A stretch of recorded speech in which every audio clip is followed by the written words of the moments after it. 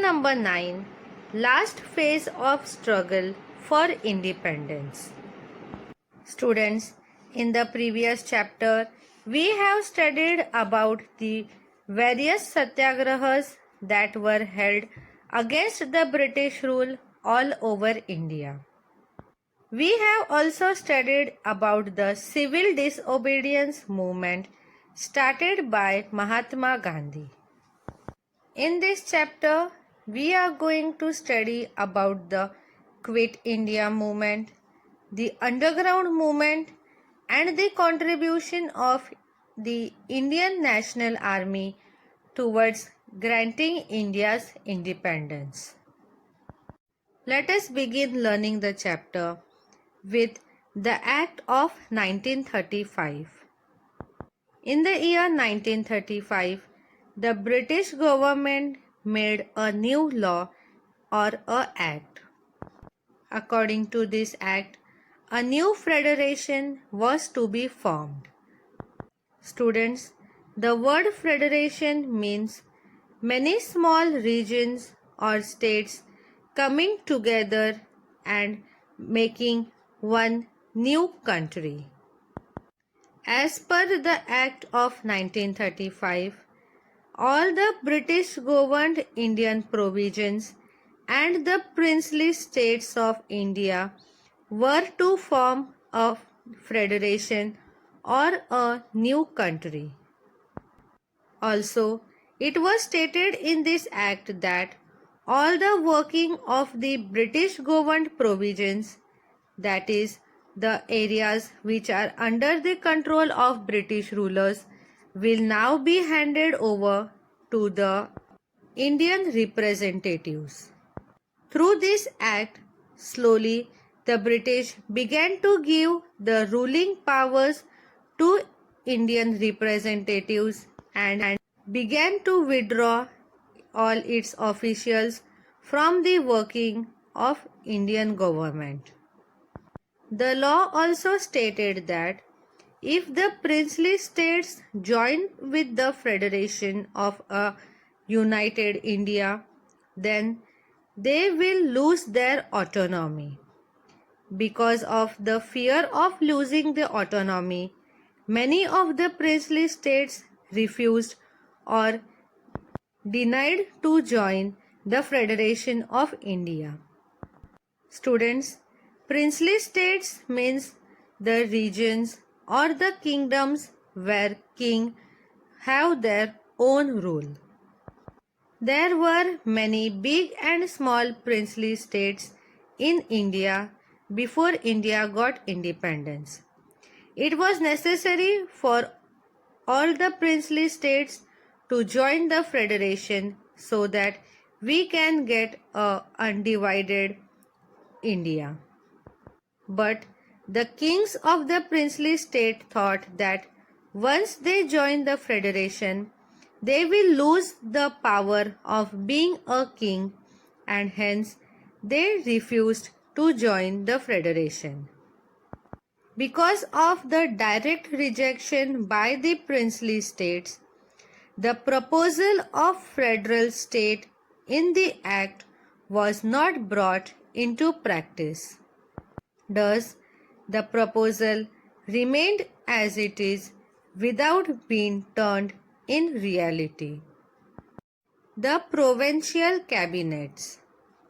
The Indian National Congress was not satisfied with the Act of 1935, but it had no other option and hence it decided to take part in the elections of provincial legislature which was provided by the Act.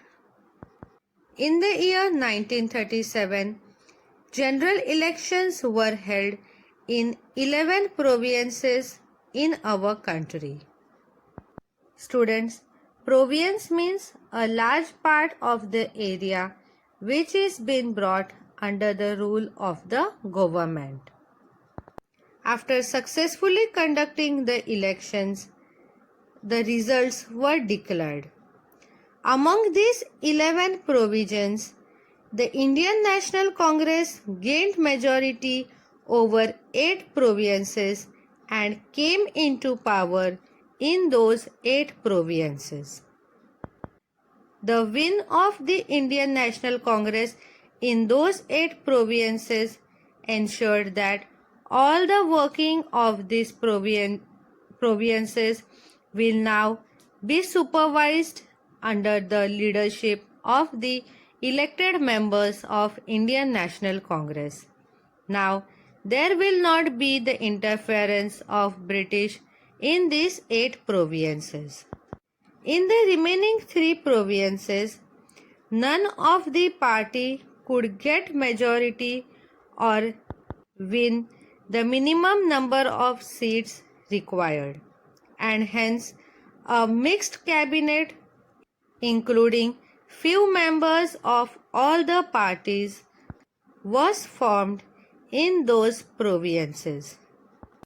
In the 8 provinces where Indian National Congress gained majority, a cabinet of ministers was formed to undertake the working of the provisions. The cabinet ministers of the Indian National Congress did useful work for the local people. The ministers released the political leaders from jail who were being arrested by the British officials. Also, the basic education was introduced for all the common people and special measures were undertaken to improve the condition of the Dalit and other weaker sections of the society. The ministers also put a prohibition or a ban on liquor, passed the act which gave debt relief to the farmers. That means the debt or the loan amount which was paid by the farmers was being reduced or was made free.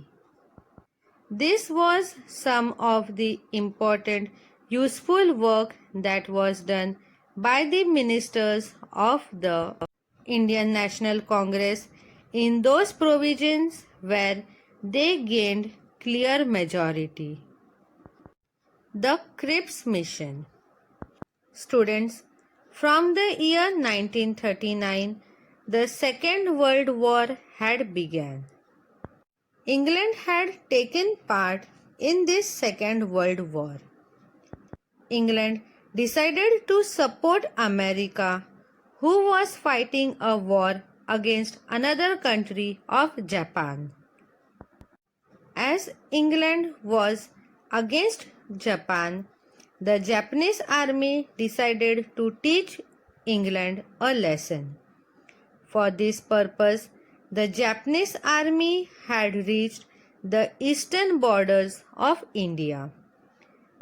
The Japanese soldiers decided to attack on India, and it will be an indirect attack on the England rulers as India was under the rule of England. When the British officials realized the policy of Japan to attack on India, they realized that in order to stop or to fight against Japan, they will need complete cooperation from the Indians. Without the help of Indian people, it will be very much difficult for England army alone to fight against Japan in India. To gain cooperation from Indians, Sir Stafford Cripps was sent to India. The British Prime Minister Winston Churchill had decided to send Cripps to India with a proposal. In the month of March in the year 1942, Sir Stafford Cripps put up the proposal of India in front of Indians. All the political parties thoroughly read the proposal and they were not satisfied with it. The Indian National Congress and the Muslim League were not satisfied with the proposal and hence it was clearly rejected. In this proposal, which was laid down by Sir Stafford Cripps, the Indian National Congress found that there is no clear mention of complete independence. The British had not specified when they will grant India its independence, and hence the Indian National Congress rejected it.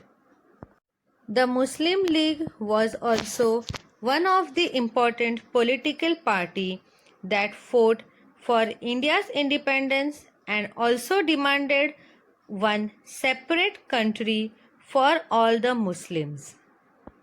In this proposal, Sir Stafford Cripps has not mentioned anything about the creation of a new country named Pakistan for the Muslim people. Hence, the Muslim League also decided to reject this proposal. And thus, the Cripps mission was rejected by both the important political parties of India. The Second World War and the Indian National Congress. Towards the end of the year 1939, the Second World War began in Europe. Lord Linlithgow was the then Viceroy of India. The Viceroy had declared that India has joined the war on the side of British. This decision was individually taken by the government of England all alone. None of the political parties nor the soldiers of India were knowing that they were being dragged into the war to fight with England. England had claimed that it is fighting in the Second World War to save the democracy in Europe. Listening to this claim, the Indian National Congress demanded that if the claim of England was true, then England should immediately grant freedom to India and give back its democracy. But England refused to fulfill this demand of giving freedom to India and forcefully dragged and included all the Indian soldiers to fight in the Second World War in favor or in help of England. To protest against it, all the provincial ministers of the Indian National Congress resigned from their post. All the ministers who had won majority in the 8 provinces of India during the elections have decided to resign in the month of November in 1939.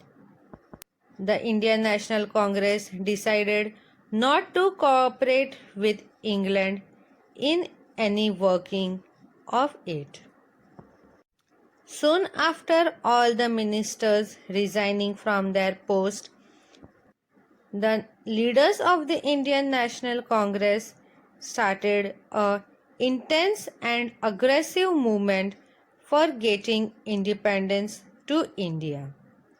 We shall study about that movement in detail in the next session. Thank you.